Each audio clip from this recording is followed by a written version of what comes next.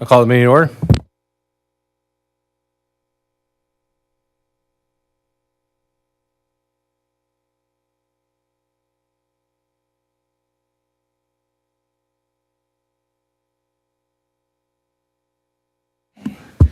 Okay, the meeting has been posted according to open meeting laws. Roll call. President Johnson. Here. Trustee Renucci. Here. Commissioner Leaderhouse. Here. Commissioner Morath. Here. Thank you. Yep, our other people are excused. All right, we'll start with citizen participation per Village Resolution 2017-01. Anyone wishing to address the Plan Commission during citizen participation will be allowed 5 minutes. Your subject must specifically relate to matters under the jurisdiction of the Plan Commission, whether on the agenda or not. The Plan Commission should not engage in a discussion regarding comments because it was not part of the publicly noticed agenda. Upon conclusion of this citizen participation segment, members of the audience are not allowed further comment unless they're participating in a public hearing or specifically allowed by a majority vote of the Plan Commission due to involvement in an agenda item. That said, anybody have any public comment?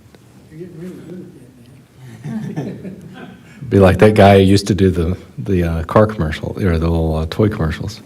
The micro machines, yeah. Okay, seeing no takers, that way we'll close citizen participation. We'll move on to approval of minutes from May 13th, 2024. I'll make a motion to approve the minutes from May 13th, 2024. I'll second it. Okay, we have a motion and a second. Any questions or discussion or adjustments? All those in favor? Aye. Opposed? Motion carries. Item 1, under miscellaneous business, preliminary consultation with Adam Duda, petitioner regarding conceptual plan for property located at 2301 Division Street, RA 4954000002, Duda at Division Street LLC, owner Jason, I'm going to probably get this wrong, I apologize, Dupuis? Oh, yes. All right. Channel my French. Of RH Batterman and Co. Inc. agent. So come on up and let's, so, oh, thanks for coming. So when you're talking, just hit the little people button there, it'll turn green. So I guess, Oren, do you want to kind of walk us through what we've got here in your memo, and then we'll kind of go through a presentation from you all? Yes, so I guess where I'll start is that, Oh, I'm sorry. I was going to say that. oh yeah. So this is just a concept for a preliminary consultation with the Plan Commission at this point. If you look at the land division ordinance in the village's code, it prescribes that per section 495-9, before filing a preliminary plat or certified survey map, the subdivider is encouraged to consult with the Plan Commission for advice regarding general subdivision requirements. This is not mandatory, but it is something that I think is important in this instance because there hasn't been a plat in the village for a little while.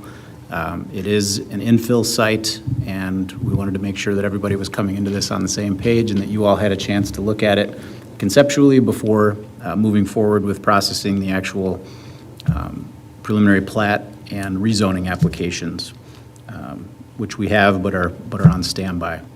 So in your packets, you have a staff review from FOTH. This is a concept plan that includes 4 two-family residential lots and 9 single-family residential lots with an outlot, which would be for stormwater purposes. The subject property is about 4.8 acres, currently zoned SR4 suburban residential. The proposed zoning and what the concept plan is based on is the TR8 two-family residential. Under the comp plan portion of my planner comments, you have a brief description. The 2020-2024 comp plan depicts a land use designation of mixed residential for the property. According to ordinance 2021-09, that description was amended, and the designation allows densities up to 9 dwelling units per acre, which corresponds to the TR8 and AR9 zoning classifications.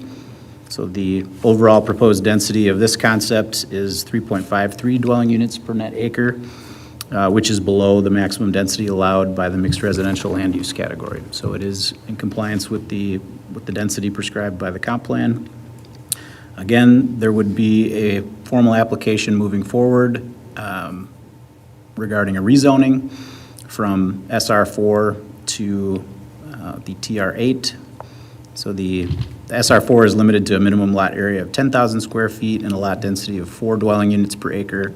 The requested TR8 allows lots as small as 5,000 square feet per dwelling unit, a minimum lot width of 60 feet, and a lot density of 8 dwelling units per acre. And the proposed lot sizes and lot widths do meet the TR8 requirements. I just have some language in here regarding state statutes. Essentially, your zoning needs to be consistent with your comp plan, so you have to make sure that you look at both when you consider a rezoning like this.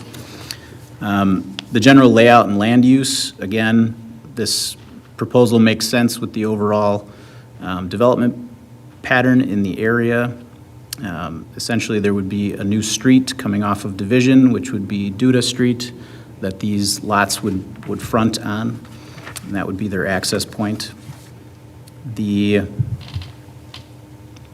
Again, stormwater management for the development would be provided in a basin located on Outlot 1, which is in the southwest corner of the development.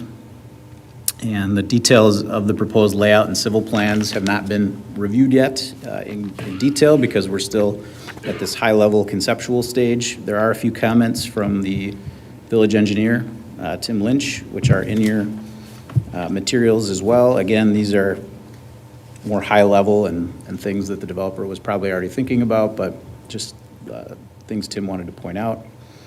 So at this point, there's no action necessary on this. We're just looking for feedback from the Plan Commission for the developer. And we have, again, Jason and Kristen here on behalf as agent of the applicant and property owner to answer any questions that you guys might have. Anything else you want to say? No, that was a good summary. Yeah, very good. I do have some paper copies here, if that's helpful, then I'd have to strain a look at the screen if anybody would like any. All right, good.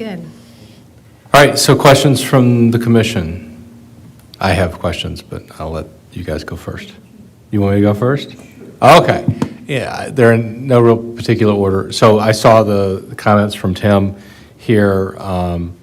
Yeah, about the sidewalk, we are looking, all of our new sidewalks are probably going to be 5 feet, so we should plan for that. I think in terms of system upgrades may be necessary, then we're going to look to the developer to provide that and not impose those on the surrounding residents. I guess 2 questions I had about kind of the street, and I guess, and I don't know, maybe I could look at GIS. Where is the parking lot for the Doback building?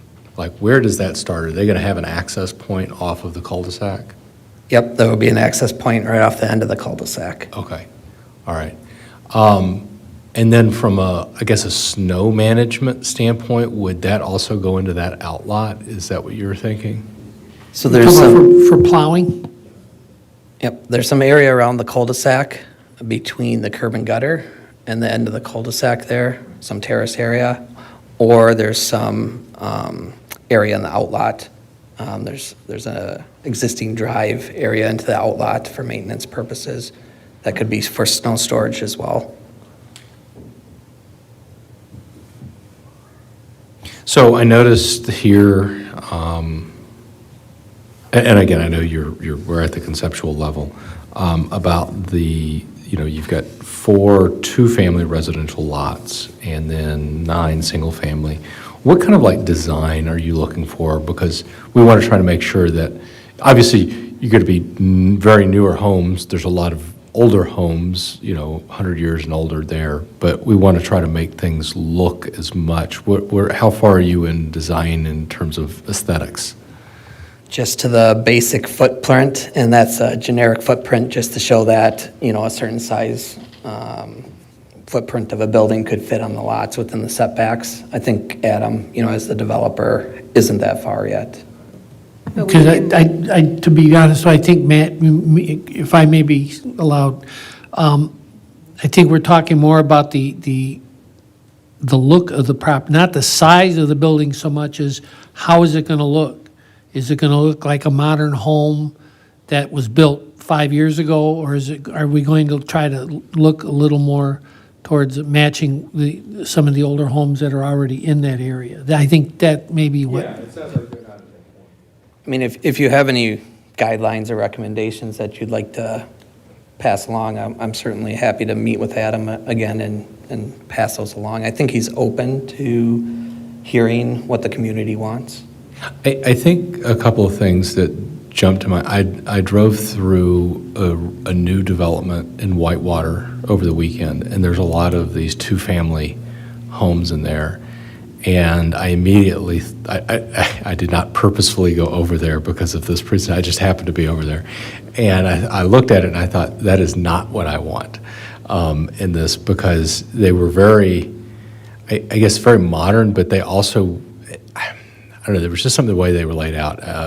It looked rather disjointed. And I want to make sure that we have kind of more of a, I know they're not townhomes, but more of a, I'm thinking like a townhome style feel, and something, again, you're not going to be able to, I'm not asking you to build it to look like, houses that were built 100 years ago. That wouldn't make any sense. But, keeping to some, I guess, designs so that it doesn't, that it doesn't stick out like, oh, that's kind of weird. And I'd have to go back through there. There's, so it might be some, masonry type work as fascia or other things like that. I guess my other question is, what's the parking situation? Because, if we've got, in essence, I know it's two-way, but it's really a cul-de-sac. So, everybody is up and down right there. Are we going to have parking on both sides of the street and be able to have trucks, the Amazon guy be able to get in and out and all of those things? Is each home going to have a garage and a driveway? Yeah, each property would has a driveway to a garage.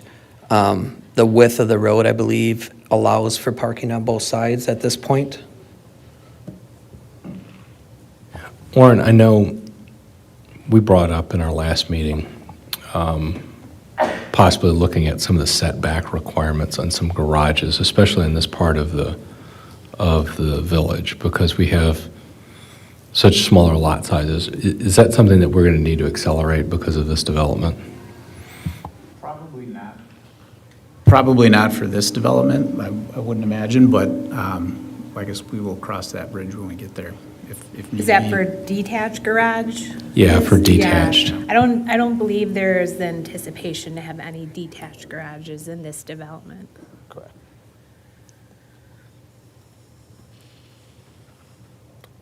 Other questions from the commission? I was looking at the stormwater depository, for lack of what else it is. It's on the south side of the cul-de-sac, and I believe. Yep. Yes, it's kind of a And L-shape I there. guess there was a concern about the water that, the engineer had a concern as far as the water being able to dissipate fast enough. And I didn't know if that meant that you may have to go to like a French drain system. So there's an area set aside as a stormwater basin. There does not appear to be a natural overflow route. This should be taken into consideration during design. So that's why I asked about the French drain, for lack of a better idea. Yeah, so we've done our evaluation on the stormwater, and we'll have a stormwater report with our design submission as well. But without getting into too many details, it's size large enough to allow for infiltration for the development here.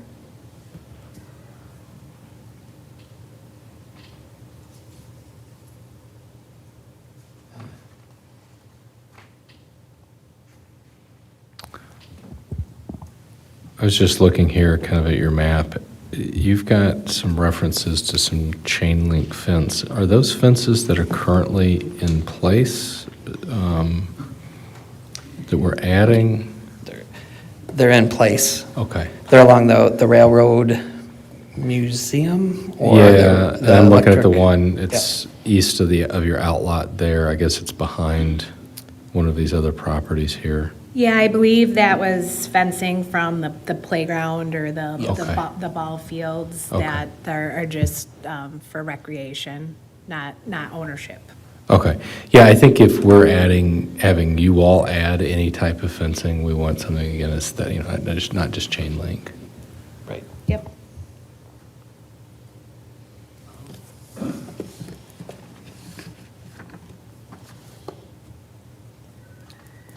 Matt, are we going to touch base on the water main question?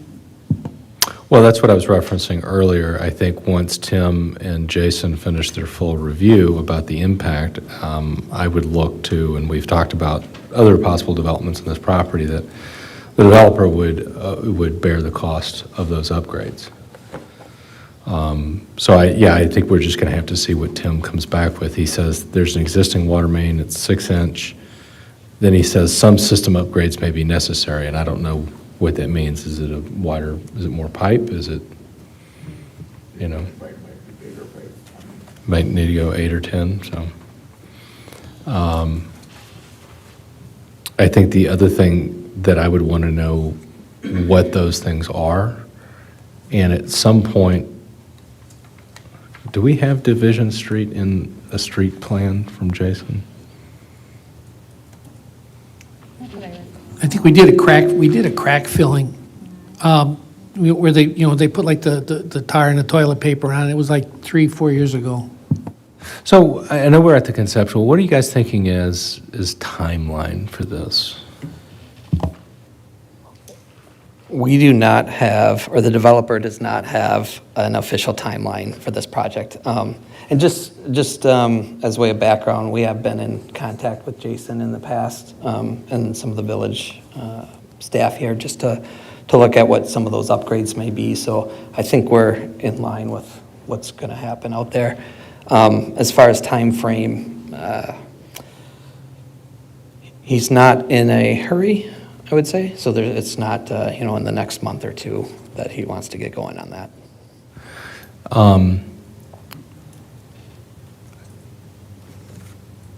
From I guess a sales standpoint, are you familiar with kind of like, is he looking to, like, I'm thinking like a Bolensky right now is developing a subdivision here in the village. They build it, you can either go, I want that empty lot and I want this style, or I've already built the spec house and, I'll take that one. Is he wanting to do the same approach or what? If you're going to build and then just say, here, take your pick.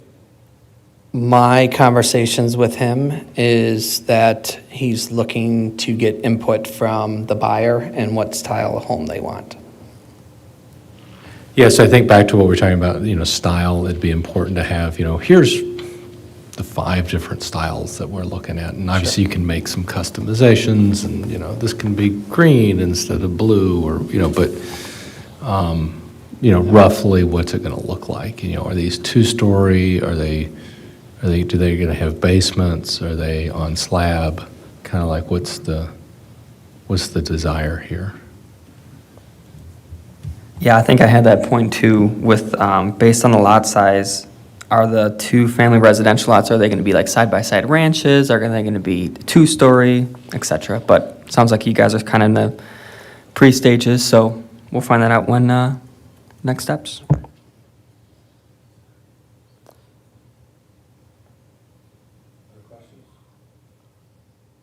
Other comments? Orin? Just which of the lots are you guys intending to be the 2-family? Is it the deeper lots in the back, or? It is the 4 lots towards the eastern side of the division, or the subdivision there. Okay. 2 on the north, 2 on the south. Okay.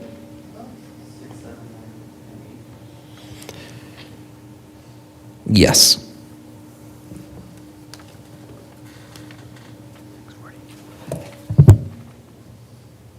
And then my only other comment would be is that we just appreciate the time that you guys set aside for an opportunity to have this discussion with you guys and anybody to get some feedback. So when we do present an actual submittal to you guys, a lot of these questions are kind of already known, and we can bring back the materials that you guys want to see.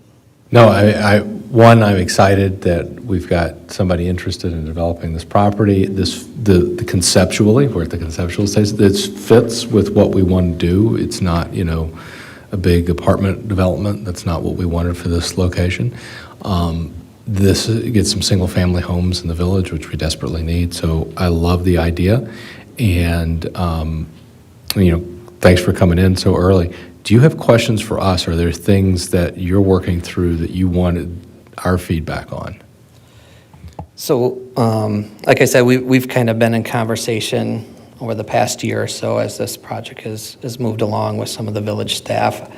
I guess what's the next step after this meeting? Orin, you want to step in? Yeah, so process-wise, we would be able to move forward with your preliminary plat application with those things that I mentioned that would also be needed, those additional details. Sure. And then that can be submitted concurrently with that rezoning application. So we have those, they're just on hold pending that additional information. And we can, when we get that additional information, move those forward within wherever we fall with the Plan Commission submittal deadlines at that point. And then after the prelim plat and the rezoning, then we come back with the actual subdivision review? Or is that all at? The preliminary plat will be a review of the subdivision. Okay. And then there will be a final plat that will be required as well. Okay. And so the final plat and the development agreement are kind of the final two pieces of the puzzle at the end of the process there. And we would assume that at the hearing for the preliminary plat would be the opportunity to present to you a little bit more information about the plan for the house style and how that would look. That would be appropriate, yes? Okay. Yeah, I think the sooner the better on those types of things. So that we can go and give you feedback on that. Other questions? Okay. All right. Thanks so Thank much. you. We're looking Thank forward you. to seeing more. All right, right. thanks.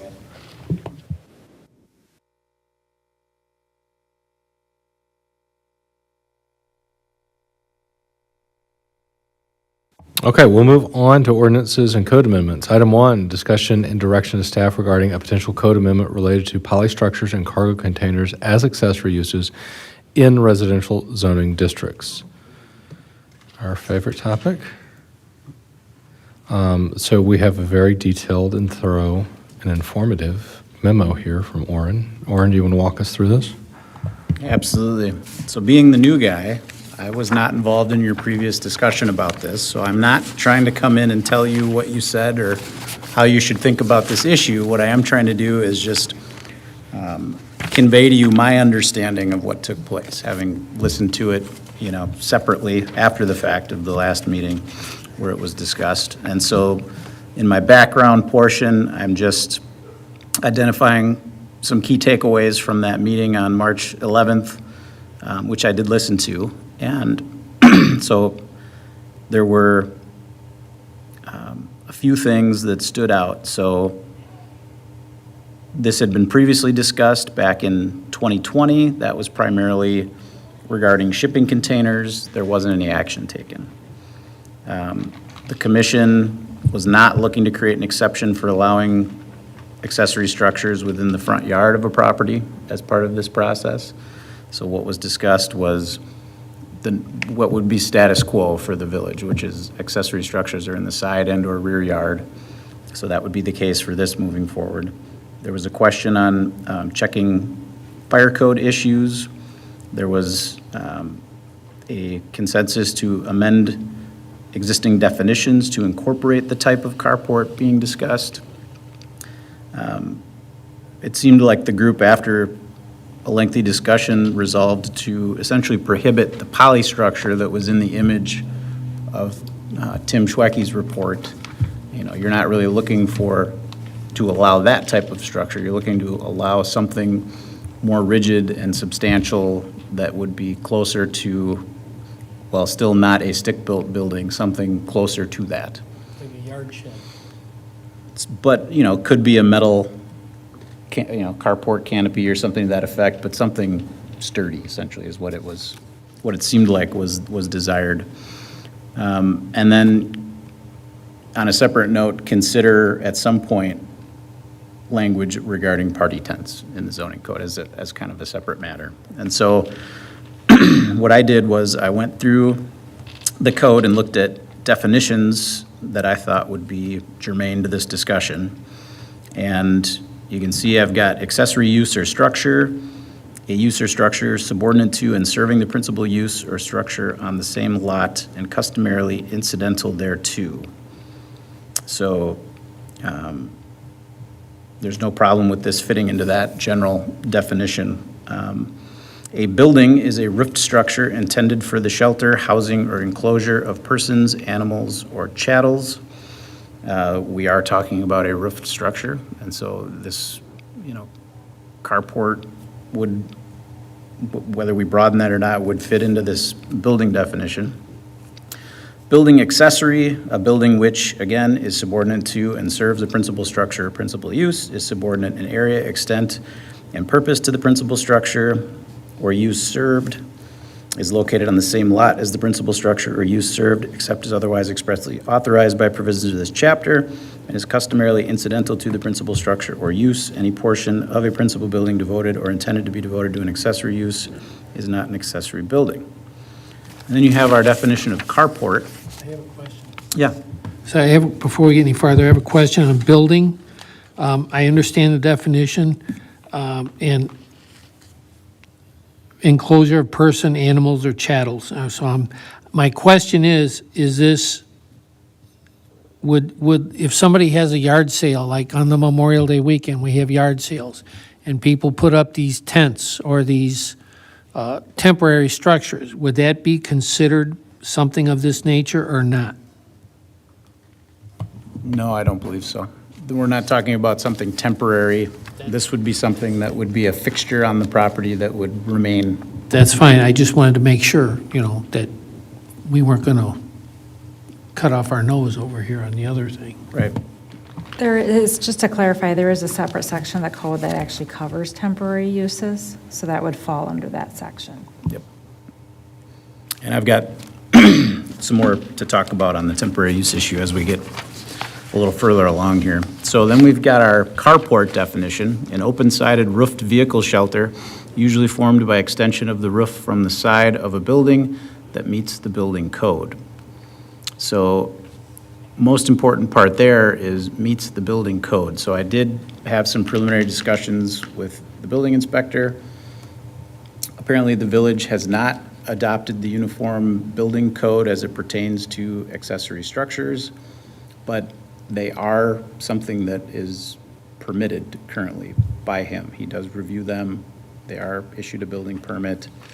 They are being reviewed per building code. And so as a detached accessory structure that is not necessarily something stick-built, my question to him was, is that something that would be subject to a permit and your review? So he's still looking into that in more detail, but it seemed like the current process for a detached accessory structure or carport would be building permit subject to his review. That may be the case moving forward for the type of carports that we're talking about as well. So, but again, that's going to require a little more review on his end. Next, we have a definition of garage, residential. So a detached accessory building or portion of the principal building, including a carport, which is used primarily for storing passenger vehicles, trailers, or one truck of a rated capacity not in excess of 10,000 pounds. Garages do not include temporary enclosures. So that portion right there, garages do not include temporary enclosures. So that the type of polystructure that we were looking at, which is more temporary, it's not necessarily intended to be a permanent type structure, although people do leave them up year-round in spite of that, isn't what is covered by this definition, but carport is included.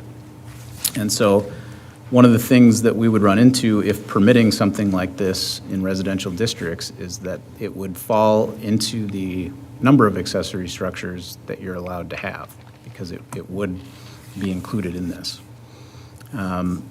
unless we tweaked definitions accordingly otherwise. So then you've got your basic definition of a structure: anything constructed or erected, the use of which requires a more or less permanent location on the ground or attached to something having a permanent location on the ground, accepting public utility fixtures and appurtenances. So that covers a lot of things. So for sure what we're talking about is a structure. Is it a building? It is. It does have a roof.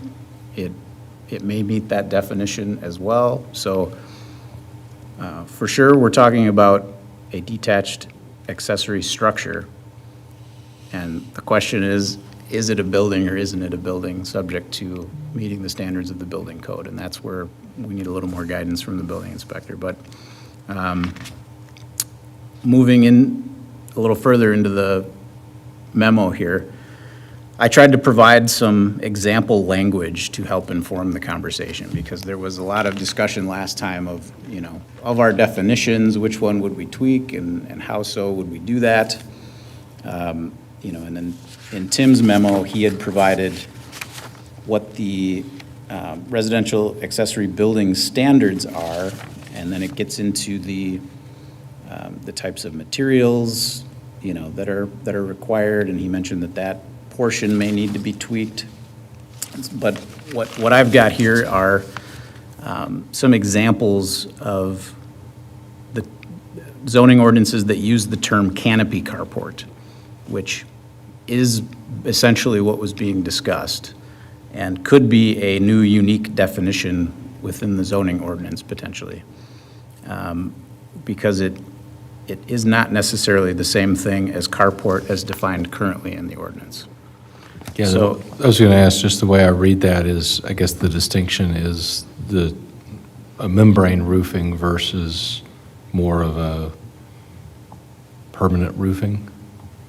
So we can include any parts or leave out parts. So this first example, there's some code language, and then it has a definition under 33-64E, a vehicle shelter which is mounted on a rigid frame and supported by posts attached to the ground. So pretty broad as far as the definition. But then in the code, it mentions attached or detached fabric, fiberglass, or metal canopy carports shall be permitted. So we can keep or remove any parts of that the village is comfortable with. You don't have to include the fabric ones if you're not comfortable with that. You can just keep it to fiberglass or metal canopy carports, which would be something that's a little more rigid and permanent and could be more aesthetically appealing to the village potentially. At least that was my understanding from the conversation from the last meeting in March. So the rest of this zoning code language under 33-75, again, this is just an example. It specifically mentions allowing things in the front setback. That's not the intent from that last meeting. We don't have to use that part. I just wanted you to see what, specific zoning language revolving around these can look like. And then there's a second example, a little further down at the bottom of the page, section from a different community, section 17.13.060 carports, in which case, rather than having a separate canopy carport definition, their carport definition just includes pre-manufactured or membrane carports, or the code language gets into that pre-manufactured or membrane carports are only permitted if accessory to single or two-family. For all pre-manufactured or membrane carports, the property owner or occupant must submit a plot plan to the city that includes the following information, and then they've got some information listed there. And then, so this seems more like it is a administratively approved by the local planner And then they've got some deviations from their zoning code. If it's less than 200 square feet, it doesn't need to comply with certain standards. I don't think that was what we were looking for, was to, again, I don't think we were looking to create exemptions to setbacks or any standards, so you can. Have smaller eyesores. Yeah, you can ignore that part, but there's a definition at the bottom of that is carport, a covered structure intended to provide minimal sheltering of motor vehicles. Carport may be constructed of standard building materials, ergo wood, metal, or composite, and covered with standard roofing or membrane materials, ergo plastic, fabric, or composite materials. A carport is an accessory structure to one or two family dwelling units. It may be freestanding or attached to another structure. Carport must be entirely open on two or more sides except for structural supports. Carports not open on at least two sides shall be considered a private garage and shall comply with the provisions relating to a private garage. So in this instance, their definition of carports covers both a conventional and potentially a pre-manufactured product. Portable. That's something that you would buy and put together yourself, which I think is what a lot of folks are trying to get, is something like that pre-manufactured style one, rather than having something stick-built on site. Kind of like a tube frame with a tarp on it or something of that nature, like I'm sure you've seen. Yeah, that's why I was focused on kind of the membrane. I mean, I think if we go back to the original set of pictures that the chief provided, there's a couple that, under these definitions, would be a carport. It was rigid metal framing bolted to a concrete driveway. I think one of them may have even had shingled roofing, I can't remember, versus its borderline a tent. And I think these definitions are helpful. Yeah, I'm just trying to give you guys a glance at what the legalese of this could look like, and you can pick and choose what you want. So logistically, you can change the existing definition of carport. You could change that to contemplate this new type of product. You could add a new definition for a canopy carport, and, you can have that be more detailed or more broad. The second example here from 17.31 is a little more detailed, and then the first example of a definition of canopy carport is a little more broad. That's 33-64E. We may also want to change the garage definition, because that includes carport currently. And it depends on how we want to treat these, and again, if they are going to be required to meet those building code requirements or not. I have a question, and I'm just thinking about this. If somebody, and I'm going to pick a home and say where you live, Matt, okay? And some people have a garage, and some people have a parking area alongside where they can park their boat or a trailer or whatever. But I guess if they're going to put one of these structures up, then are there going to be guidelines so that it isn't, you know what I'm saying? Does it have to be paved? Is it going to be gravel?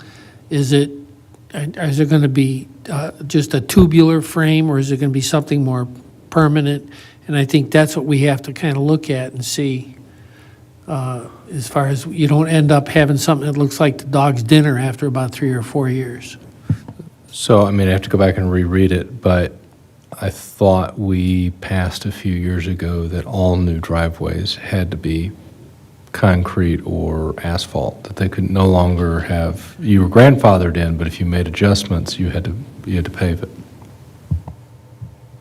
I do understand that, but if somebody wants to put a carport in after the house, they buy the house and it's not there, and they want to put a carport in on the side, then are they going to have to pour concrete, is what my question is. So I think, Orrin, a couple of my questions are, one, why did we not have the adopted of the uniform code here?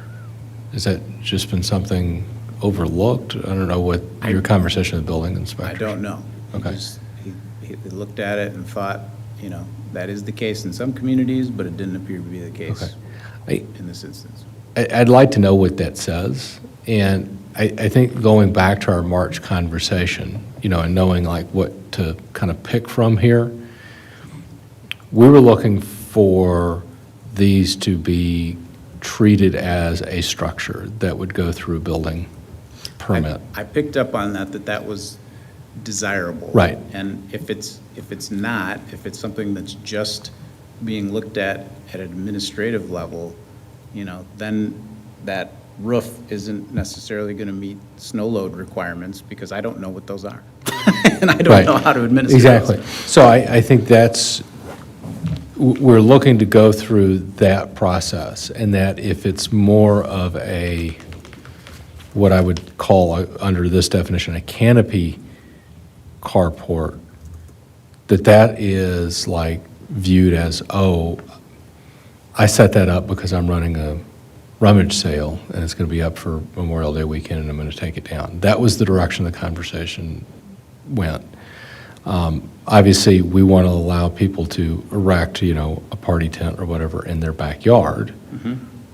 So I think, if one of these structures is up for, again, I have to go back and look at some of this, 30-plus days or something, it's like, oh, well, you didn't have a 30-day party, right? You didn't have a 30-day rummage sale. So you're kind of beyond the scope of that, and maybe it's less time, I don't know. But I think that's the direction we were going, and that's why I was asking about the uniform code, because if that's something that we need to adopt and to help the building inspector, and then we need to come up with what, similar to what's outlined in some of these examples, which are fantastic examples to review through, is what's then the process? If I want to continue with Forty's example, I have a two-car garage, and to the left of my garage I have a little area that you can park a car there. But I cannot extend my garage and make that a three-car garage. I could not extend that because I would run afoul of setback requirements. Yep. So what if I wanted to establish something that aesthetically looked like an extension but was a carport? It was open on the back and the side and the front, and you could just pull a car in. Am I running afoul of setback requirements?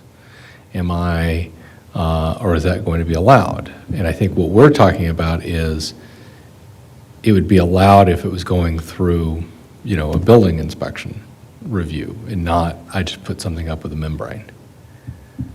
Well, I think the conversation last time was that it was desired for these to meet the existing setback requirements. But as you've seen from some of this example language, you can create exceptions if you want, and that can be based on a certain size, But I think the intent is that this is for vehicle storage of some sort. It's not necessarily for storing stuff, but vehicles. And I'd say active vehicles. I like that it called out, where it's not to store There's junk some language that vehicles. says no junk, yeah. Some people go fishing, they might store their fishing boat on the trailer under there. Yep, that would be acceptable. Yeah, that'd be acceptable. And I think it, again, that's on a, case by case as well. So I guess what more do you want to discuss with the building inspector? Again, I had posed some questions to him, and he was going to look at the code more, but what would we need to do to make sure that it is something that requires a building permit, if that's the desire of the commission? Because our definition is going to need to be clear in that regard, that's what we're allowing.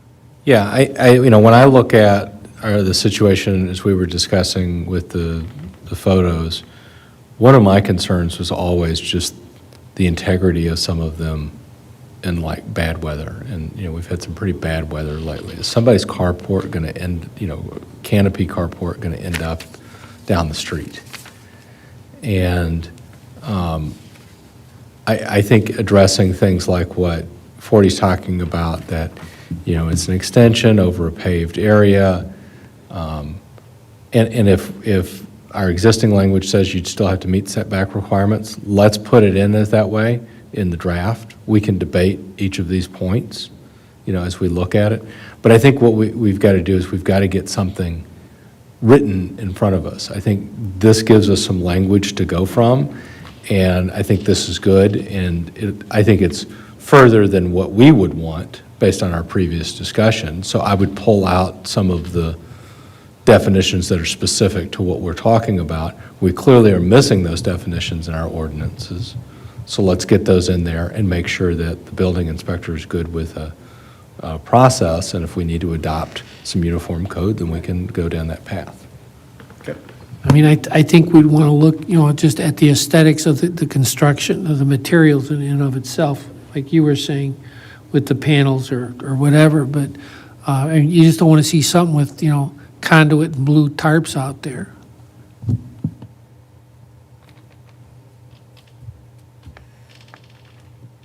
And this is something I know we got 3 people who are excused tonight, so I'd like, if, the missing personnel or commissioners to have a say in it too, so. But I think that'd give us something to at least work, and I wouldn't expect, even if you had that ready for July, that like we're passing something in July. We're probably going to have a lot of feedback on that, so. Okay, so bring back some draft language to Yeah. to workshop with the group.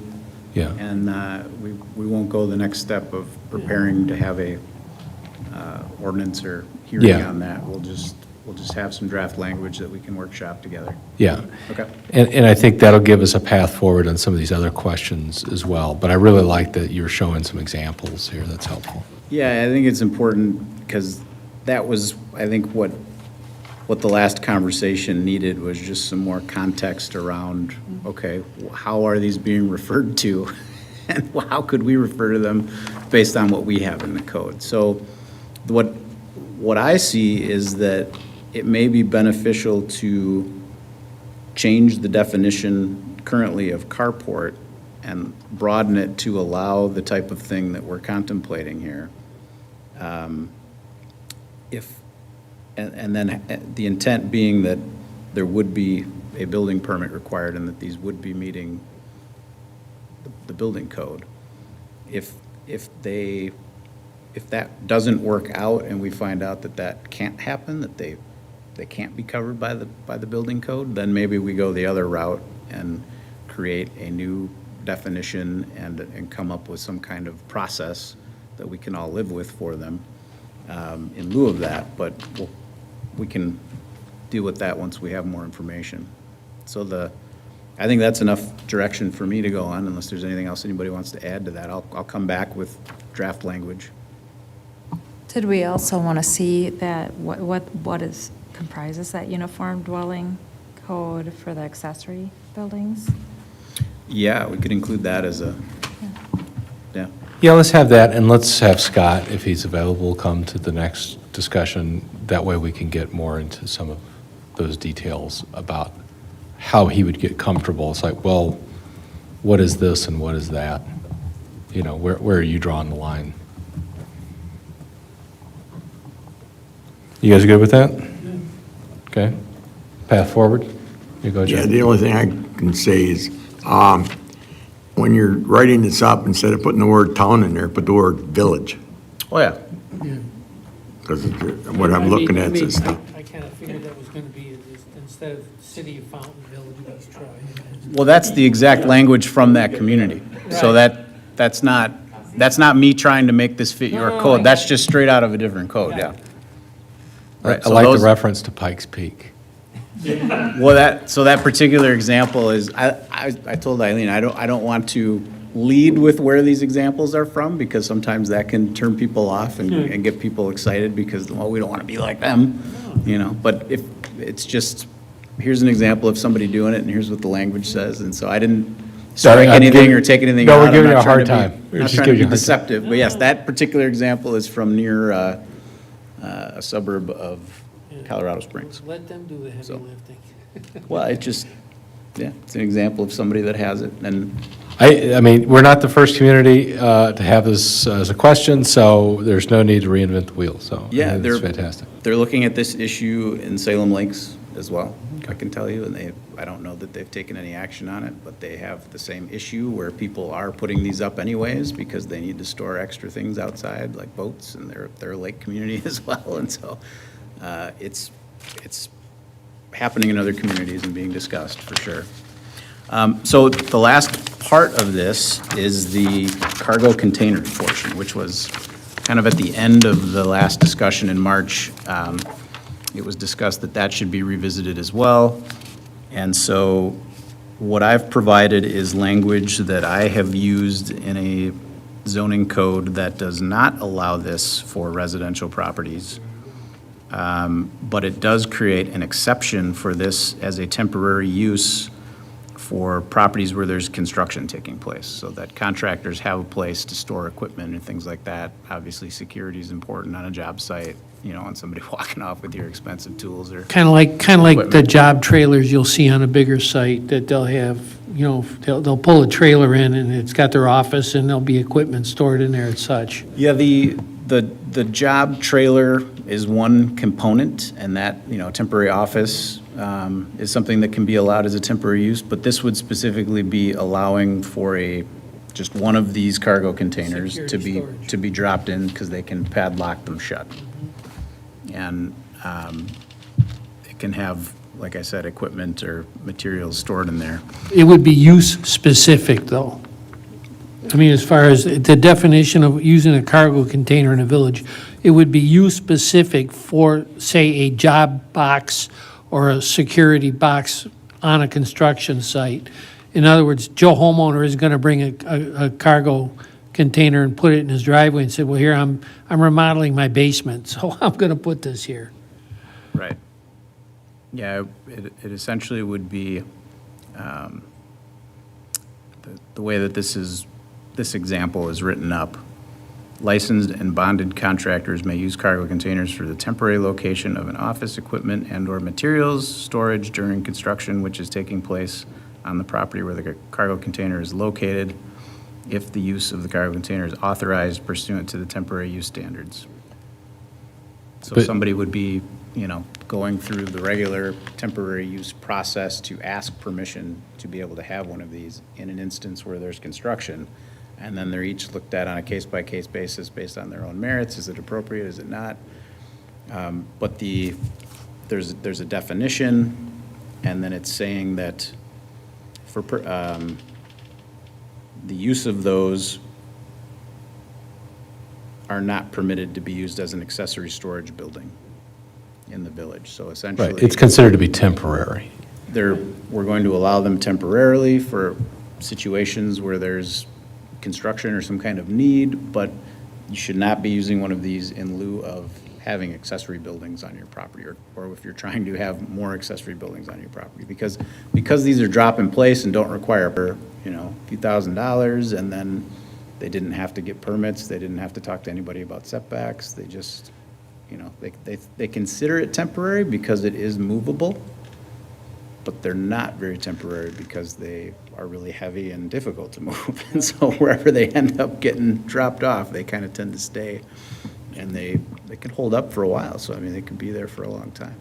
So I guess that then it would be the use would be time-stamped or I get the word I'm looking for, in coordination with the permit that was issued for the project. I would think that Well- if that were the case. Or as I look here on 2A about exceeding 2 weeks, I mean, I think people who use the actual branded pods, like who are moving, they might have one put in their driveway, loaded up, and then it's hauled away, right? This is the second bit. So Right. the portable on-demand storage is something completely different. I was So- talking about the big cargo containers. Yep. So the pods, which are like that, but specifically for people who are moving to or from a property, this creates an allowance for a temporary use, and again, this is just example language. We don't have to use every specific word in this or use it at all. We can find other examples because there's certainly lots of communities have this language. And this is something that's common as a temporary use in communities. I think that's important to call out. As I was scrolling down to the page after that, it talked about definition. Cargo container shall mean standardized reusable vessels that were, one, and I'm going to key on this word, originally designed for or used in the packing, shipping, blah, blah, blah. And then two, originally designed for the capable of being mounted, et cetera.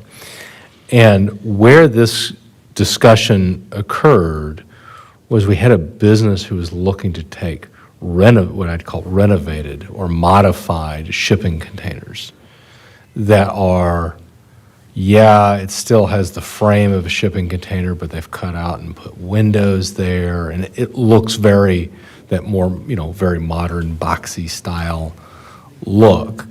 And so the way I read this is that would still not be allowed. And I'm not saying one way or the other here. I'm asking, when we say originally, it's like, well, yeah, originally, though, even though you retrofitted something. Is that what you're thinking? So this got a little disjointed, I apologize. So the cargo container definition here is to go with the portion about cargo containers, not necessarily the portable on-demand storage units. But the intent here is more to regulate the cargo containers that people want to just drop onto their property as is, without any type of modifications.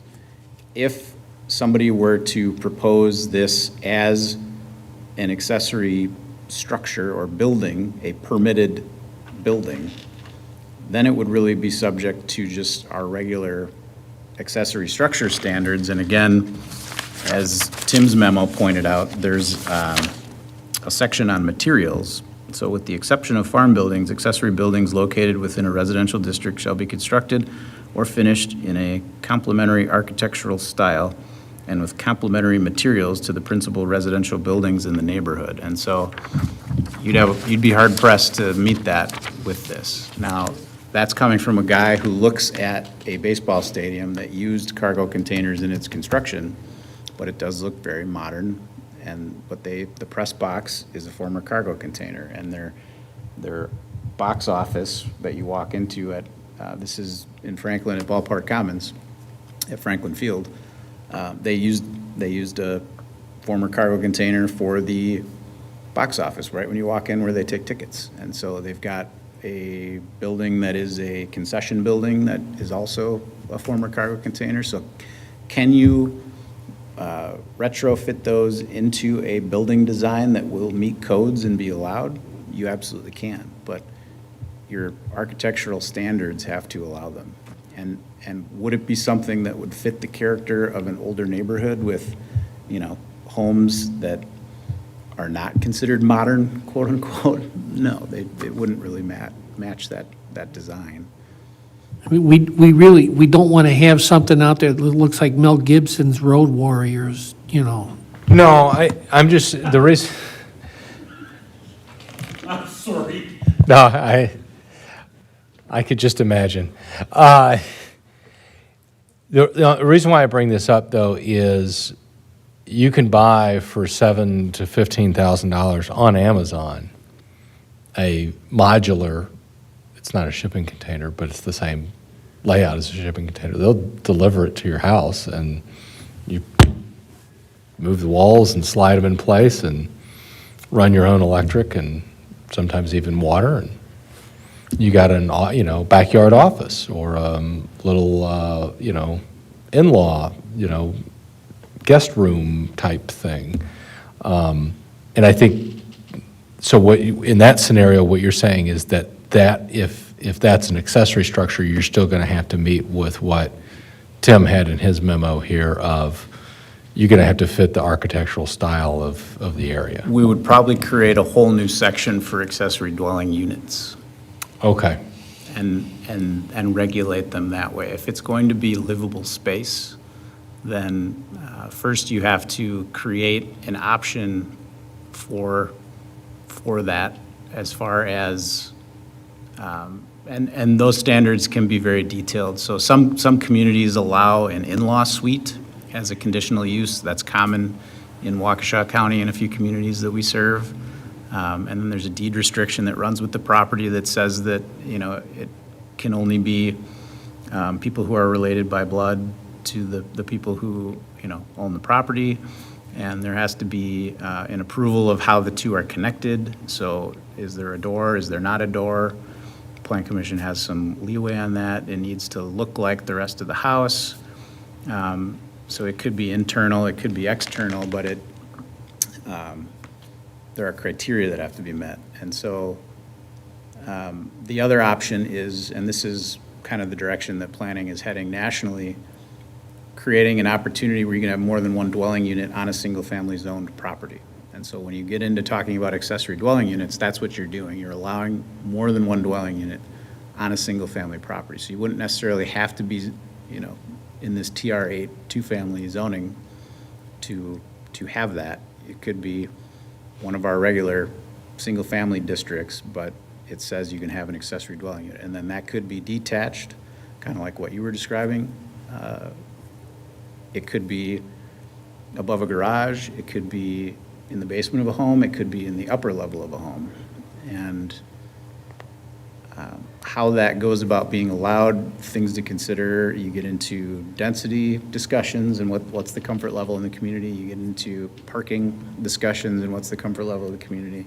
You get into, are these going to, again, be allowed for just persons who are related to the people who own the property, or are you going to allow it to just be a rental that's open to anybody?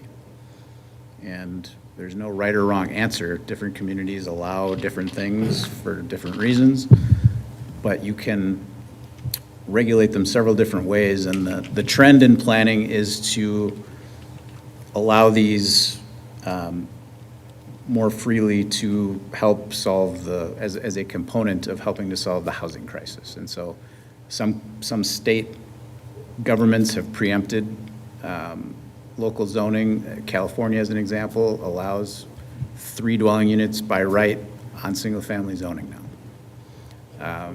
The city of Minneapolis did something similar. They allow more than 1 dwelling unit on a single-family residential property.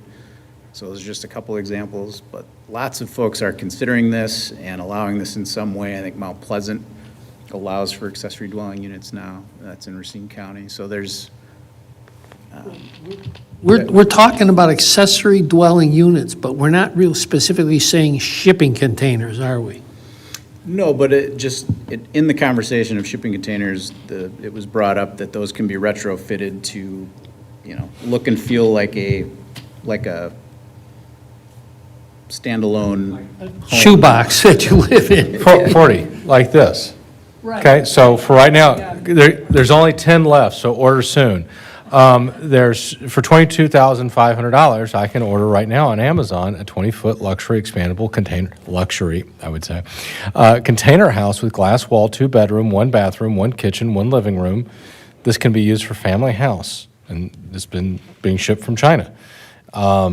So in the product care instructions say wipe with a dry cloth. That's going to be a lot of cleaning. So, and I think I would not be surprised, especially from a rental standpoint, and people trying to rent those out. I think that's what we want to preempt here.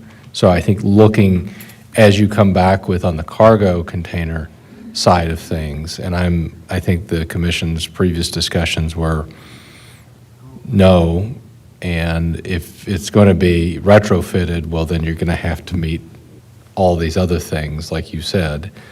And then I think we need to so let's do the poly structure, the cargo container, and then let's take a crack at this ADU. And maybe take a look at what Mount Pleasant's done. My community in Wauwatosa also allows these, and I ran into the planner at a conference recently and asked, how many of these have you permitted? And he said about 2, because of, they're not cheap to do, because you have to go through the process like you would for a home. And you have to have utility connections like you would for a home, and it has to meet the same code that a home would. And then you have to deal with getting a loan somehow for this. And because it's new, you know, all the banks might not be on board with it or completely understand it, so. And I would say, too, nobody's going to be wanting to hang out in one of these in the middle of February. I guarantee you they're not going to be comfortable in the winter. Well, if it was gonna meet code, it would have to be insulated to the level of That's whatever what I the mean, building yeah, code but is. I'm So saying most of these are not going to, If you just buy it from wherever, I mean, Right. that's one of the problems people run into with these pre-engineered buildings, whether it's a pole building or, you know, it will come up with these carport-type structures. If that stamp is from out of state, from whoever engineered that, you know, do they know about our standards and have they met them? Because they could be completely different wherever it was manufactured. Attic R factors in this state are different than the ones down in, say, Louisiana. Right. Okay, good conversation. So you're good on next steps? Yeah, so I think. For the next meeting, I'll bring some draft language for the carport issue and the cargo container issue. And then after we've progressed on that, then we'll come back with accessory dwelling unit discussions moving forward. Okay, great.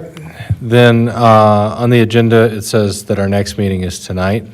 So I would say our next meeting is July 8th, right? Okay. So we're good on that. I will make a motion to adjourn. Second. All those in favor? Aye. All right, we are adjourned. Thank you all.